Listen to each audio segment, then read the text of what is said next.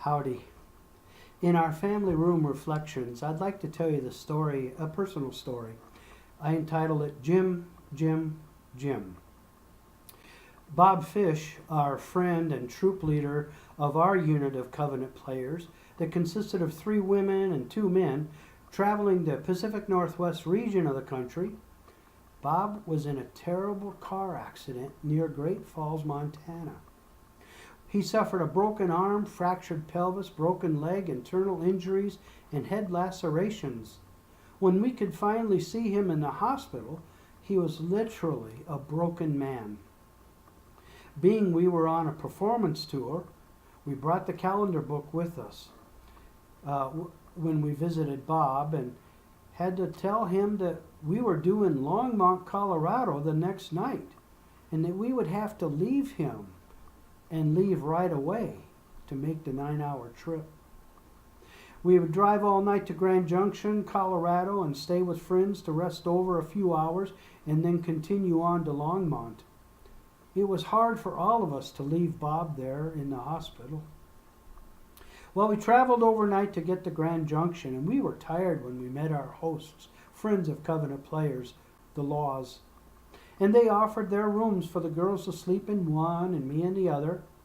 Well, lying down, I was drifting off to sleep when I heard my name called. Jim. Startled, I said, "What? Who's there?" No answer. So I got up, looked down the hall, and there was nobody there. Then I knocked on the women's door and asked if they had been calling me. They said no and to go back to sleep. Well, having just gotten back in bed, I was drifting off to sleep, and a voice called, "Jim, what? Who's there?" I went to the hallway and nobody was there. So I went downstairs and asked the host family if they called me, and they said, no, we didn't call. They said, go back to bed. Well, this time, when I closed my eyes, I saw a diamond blue light streak in my shut eyes and my mind all at once at the call of Jim. I shot up and had an exaggerated impulse to call Bob Fish in the hospital. So getting permission from the host family to use their phone, I called Bob's room. A feeble hello was heard, and I told him it was Jim. He was so glad to hear from me, saying, "Oh, I've been feeling so blue."